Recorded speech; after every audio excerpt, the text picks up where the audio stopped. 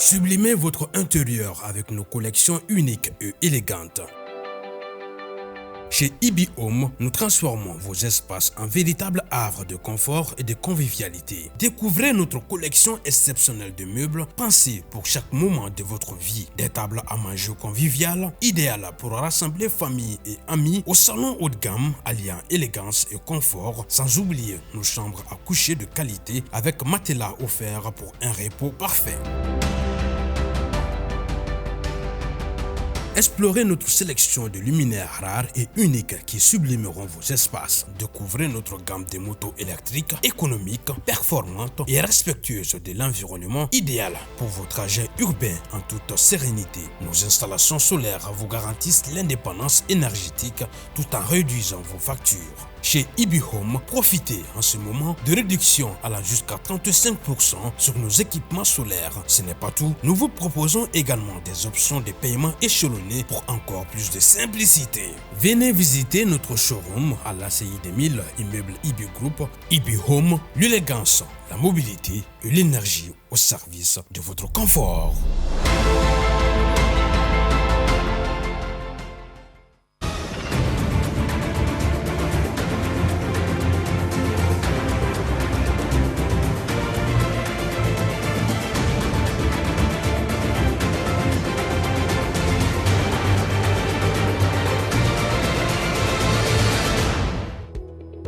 Mardi noir pour les forces du mal. Et oui, la prouesse des FAMA a permis de déjouer cette attaque coordonnée dans différentes localités du Mali.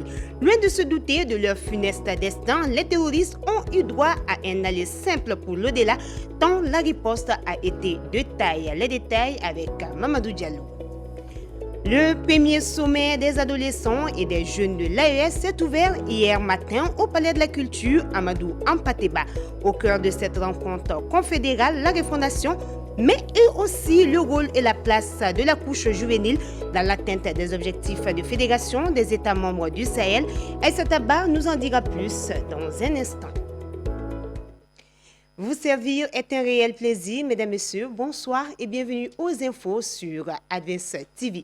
Vous le savez certainement, plusieurs villes du Mali, dont Kay, Nyono, Molodo, Sandaré, Diboli, Nyoro du Sahel et Gougui se sont réveillés sous des tirs nourris. Des attaques barbares et lâches qui ont été déjouées avec promptitude par nos forces de défense et de sécurité. Selon la direction de l'information et des affaires publiques de l'armée, 80 terroristes ont été neutralisés et un arsenal lourd de guerre a été récupéré. Reportage à Mamadou Diallo avec la complicité vocale de Issa Sissé.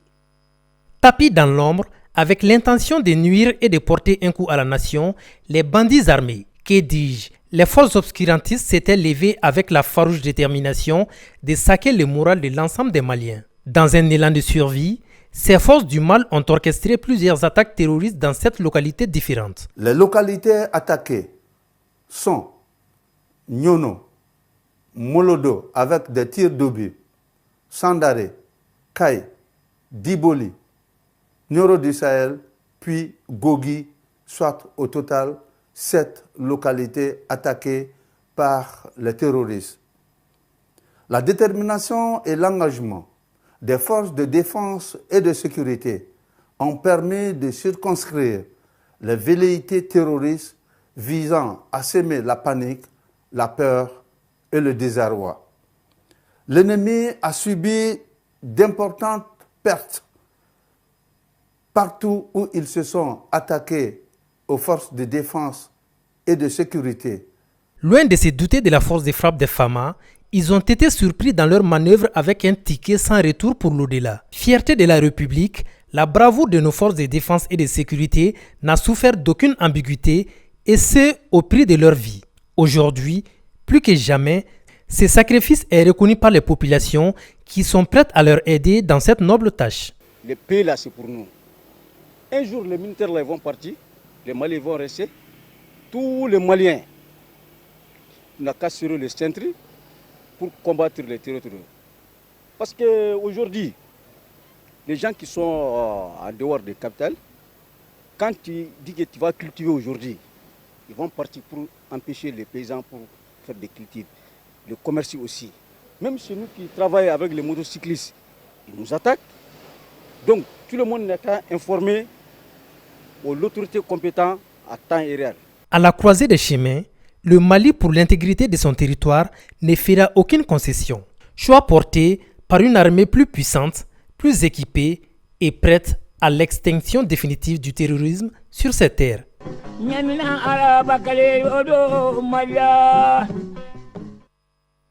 Nous en venons à l'autre titre de cette édition, ouverture hier mardi au Palais de la Culture du premier sommet des adolescents et des jeunes de l'AES. Cette rencontre de 3 jours vise à rassembler les jeunes afin qu'ils puissent se faire entendre lors des prises de décision. Il est placé sous le haut parrainage du président de la transition, le général d'armée Assimi Goïta. Il est organisé par les ministres des États de l'Alliance du Sahel avec la collaboration des Nations Unies. Aïssa Taba pour le reportage. Unité et engagement, leitmotiv des jeunes de l'AES, Alliance des États d'Israël. 3 pays réunis pour la refondation, une refondation qui ne se fera sans l'implication de leur jeunesse. Ainsi, cette jeunesse se rassemble pour échanger et faire des propositions concrètes pour le développement de leur pays et de la région. L'initiative s'intitule « Les sommets des adolescents et des jeunes de l'AES ». Ce grand rendez-vous marque un tournant décisif dans l'histoire de la participation des jeunes à la refondation politique, économique et sociale de notre espace commun. Insertion et réinsertion des adolescents et des jeunes victimes des conflits est le thème de ces sommets, une thématique issue des recommandations du Forum des jeunes à Niamey. Ce sommet est une lueur d'espoir. Il incarne notre foi en votre capacité à transformer nos sociétés. Il témoigne notre engagement commun à éradiquer les problèmes auxquels vous êtes confrontés à travers une écoute active, des réponses concertées et des recommandations transformatrices. Ces sommets des jeunes de l'AES, première édition, est une initiative conjointe des 3 pays membres qui vise à impliquer les jeunes dans les prises de décision. 3 objectifs structurent le sommet. Prioriser, hiérarchiser les recommandations, fixer les indicateurs et le calendrier. 2. Définissez et structurer les fonds, les initiatives et la transformation des jeunes du Sahel et de leurs partenaires afin de soutenir dès 2025 et au-delà les meilleures solutions pour le développement de l'AES. 3. Suivre, mettre en place un mécanisme d'évaluation annuel piloté par un comité mixte des jeunes, du gouvernement, des partenaires, avec un rapport public que nous pourrons présenter tous les 12 août. Le ministre Fomba a profité de l'occasion pour appeler les jeunes à s'engager rigoureusement pour la refondation. Il demande également l'institutionnalisation de ces sommets. Ce n'est un secret pour personne. De nos jours, les familles traditionnelles disparaissent au profit des familles nucléaires. Un état de fait qui s'explique par plusieurs raisons, mais qui n'est pas sans conséquences. C'est du moins ce que nous dit Issa Sissé dans ce reportage suivant. Les familles traditionnelles peuvent inclure la loyauté, le respect et la solidarité, formant un socle éducatif et culturel, des valeurs qui ont toujours eu leur place dans notre société. La famille traditionnelle est très importante, surtout dans l'éducation des enfants. Contrairement à la famille nucléaire, où les enfants ne pourront pas apprendre grand-chose de la vie. C'est l'union qui fait la force. La famille traditionnelle est synonyme du vivre ensemble, l'unité, le partage, le malheur et le bonheur. Chacun est différent, mais c'est ce type de famille qui permet de rassembler tout le monde. Selon ces sociologues, comprendre et respecter ces valeurs renforce les liens familiaux et guide les interactions sociales. La famille, c'est le lieu de l'apprentissage de la vie. Et c'est surtout à ce niveau que les parents exerçaient réellement l'éducation des enfants. Mais dès lors que ces grandes familles sont en voie de disparition, forcément, ça va jouer sur le tissu social. Si dans les familles traditionnelles, les rôles sont souvent bien définis, le père est généralement le pourvoyeur, tandis que la mère s'occupe des aspects domestiques et éducatifs. Ces rôles renforcent la cohésion familiale et le respect des aînés, une chose qu'on ne retrouve pas dans les familles nucléaires. Donc, l'éducation d'antan n'est plus, en tout cas, disponible dans nos familles. Ça, c'est vraiment une des raisons fondamentales. L'une des causes de la dissolution des familles traditionnelles au profit des familles nucléaires repose sur le système éducatif. Sur un tout autre registre, la réparation de téléphones constitue un gagne-pain pour de nombreuses personnes. Ce secteur couvre les accessoires et le recyclage. Malgré sa contribution à la réduction du chômage, ce métier reste dans l'informel alors que certains développent des compétences utiles pour le pays. Mamadou Diallo pour le reportage. Bamako, la ville des Trois Caïmans, est connue pour de nombreux services qu'elle rend à des milliers de personnes au quotidien. Entre commerce des accessoires de téléphone et troc, la réparation des appareils téléphoniques se taille la part du lion dans ce marché. Pourtant, nos jeunes de la tech n'ont forcément pas reçu de formation dans ce domaine. Moi-même, j'ai appris dans la rue et puis avec des formations, avec des auto-formations aussi. Dieu merci aujourd'hui, quoi.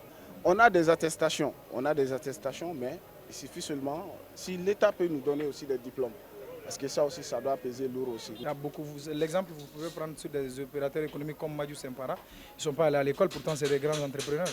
Donc pour moi, bon, on peut travailler sur soi, mais pas forcément. Selon un adage bamanan, c'est en forgeant que l'on devient forgeron. Cette affirmation trouve tout son sens dans ce milieu, qui était réservé jadis aux techniciens ou informaticiens de haut niveau, mais face à la résilience des difficultés demeurent. Il peut y avoir parfois des malentendus entre nous et puis la clientèle, dès que les personnes ramènent leur téléphone et puis qu'on discute le prix. Parfois on s'entend pas mal avec le prix. Et puis il y a aussi sur le plan du matériel aussi. On a une grande difficulté avec des matériels, parce que les matériels que nous recevons aussi sont de qualités qui ne sont pas bonnes du tout. Et après ça aussi, nous avons des problèmes aussi avec, au niveau des autorités. Parce que ce travail-là, on peut dire qu'il n'est pas reconnu. Ils ont besoin de formation de qualité. Donc, sur eux, leur côté, ça va beaucoup les aider. Le marché de la téléphonie mobile connaît une ascension fulgurante depuis plusieurs décennies. Notre pays, bien que n'ayant pas de firmes de conception, a su tirer profit à travers les dérivés du secteur. Bien sûr, ça nous rapporte, c'est le commerce. C'est comme tout travail, c'est le commerce. On commande de l'extérieur et puis on amène. On cherche pour nous aussi. Donc on peut dire on vit de ça, on a des employés. Donc ça va, alhamdoulilah. Et ça permet aussi de subvenir aux besoins de la famille. En pratiquant ce métier, moi je peux dire même, il n'y avait pas assez de moyens, mais aujourd'hui, alhamdoulilah, je ne me plains pas. Le peu que je gagne, j'arrive à subvenir à mes besoins, subvenir à la besoin de toute ma famille aussi. En la formalisant, il pourrait être un incubateur de notre PIB et une solution à la réduction du taux de chômage au Mali. À présent, je vous propose un tour d'horizon de l'actualité internationale commenté ce jour par Aïssa Taba. 1er juillet 2025, la Confédération des États d'Israël, AIS, a été mise à l'honneur lors de la 4e conférence internationale sur le financement du développement à Séville, en Espagne. Cette occasion a réuni des délégations des 3 pays membres, témoignant ainsi leur volonté collective de défendre les intérêts des populations de l'AIS et de promouvoir le multilatéralisme. Le général de division Abdoulaye Maïga, Premier ministre malien, a porté un message fort et significatif au nom de la Confédération, s'inspirant de la vision des pères fondateurs de l'AIS. Son discours a souligné l'importance de l'unité et du partenariat entre les nations pour faire face aux défis communs. Des ex-militaires devenus VDP souhaitent leur réintégration au sein de l'armée burkinabé. Contacté sur ce dossier sensible, le directeur de la communication des armées, le commandant Abdul Aziz Ouedraogo, reconnaît que des démarches avaient déjà eu lieu auparavant pour la réintégration de personnel militaire sanctionné. Cependant, il indique clairement que cette décision relève du niveau politique. Le dossier est complexe et dépend non seulement d'un choix politique, politiques, mais également des textes réglementaires et juridiques en vigueur au sein des forces armées nationales du Burkina Faso. Un accord de paix a été récemment paraphé entre la République démocratique du Congo et le Rwanda sous l'égide des États-Unis. La première phase de ces pactes, dont les détails ont été validés, doit être mise en œuvre avant le 27 juin 2025. Cette étape initiale prévoit la mise en place des mécanismes conjoints de coordination entre les deux nations. La nouvelle entente prévoit une application en plusieurs phases sur une période de 4 mois avec l'assistance d'un comité de surveillance commun incluant l'Union africaine, les États-Unis et le Qatar. La première réunion de ce mécanisme conjoint est programmée au plus tard pour le 11 août. En parallèle, les rebelles des AFC M23 ont officiellement pris acte de l'accord signé le 27 juin entre la RDC et le Rwanda, une déclaration qui sera observée de près par la communauté internationale. C'est la fin de cette édition, mais avant de vous quitter, retenez, le courage n'est pas l'absence de peur, mais la capacité de la vaincre, dixit Nelson Mandela, qu'à la veille sur le Mali. Bonsoir.